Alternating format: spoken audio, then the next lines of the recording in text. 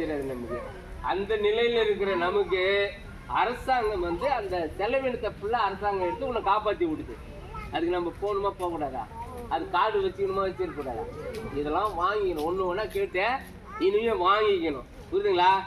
அதனால நீங்கள் கூப்பிட்ற இடத்துக்கு வரணும். இது மாதிரி வந்த உடனே வரீங்க இல்லையா, இது மாதிரி வரணும். இப்போ அதை கொடுத்துருக்குறோம். இந்த மேடத்துக்கிட்ட நீங்கள் கொடுத்தது எல்லாமே இதில் இருக்குது. நீங்கள் எத்தனை 47 நபர்கள் இதுலேருந்து கொத்தடியிலேருந்து வந்துருக்குறீங்க. வேறு யாராவது இன்னும் வெளியில் இருக்கிறாங்கன்னு வரலன்னாலும் அவங்க கொண்டு வந்துடுங்க. அடுத்த கூட்டத்துக்கு கொண்டு வந்துடுங்க.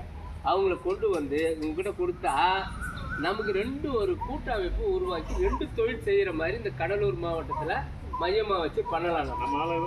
சரிங்களா? முன்மாதிரியாக மற்றவங்களுக்கு பார்வையில் கவர்மெண்ட் வந்து நமக்கு நல்ல சர்டிஃபிகேட் பண்ணணும். கொடுக்கறதுக்கு உண்மையாக வேலை செஞ்சு அதில் கிடைக்கிற வருமானத்தை கவர்மெண்ட்டுக்கிட்ட கொடுக்க சொல்லணுங்களா? அதில் கிடைக்கிற வருமானத்தை வச்சு நீ குடும்பத்தை பண்ணிக்கிறதுக்கும் குழந்தைல படிக்க வைக்கிறதுக்கு மற்ற இதர செலவுக்கெல்லாம் நீங்கள் வந்து என்ன பண்ணிக்கலாம், கடன் கொடுக்குறாங்க. அந்த கடனுக்கு திருப்பி கொஞ்சம் கட்ட சொல்லுவாங்க. அதை நீங்கள் பட்டுங்க. புரியுதுங்களா?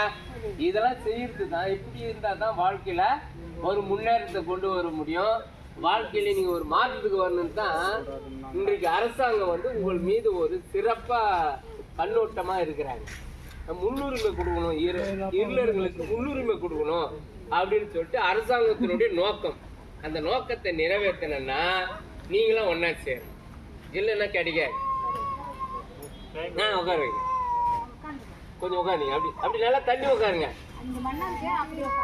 அப்படியே உட்காருங்க, அப்படியே தள்ளி உட்காருங்க. நல்லா பரவலாக உட்காருங்க. பக்கம் சாய்க்கிறேன், கேமரா சாயவே மாட்டேங்குது. அந்த பக்கமே தான் இருக்கு. அப்படியே தள்ளி அப்படியே ஏமா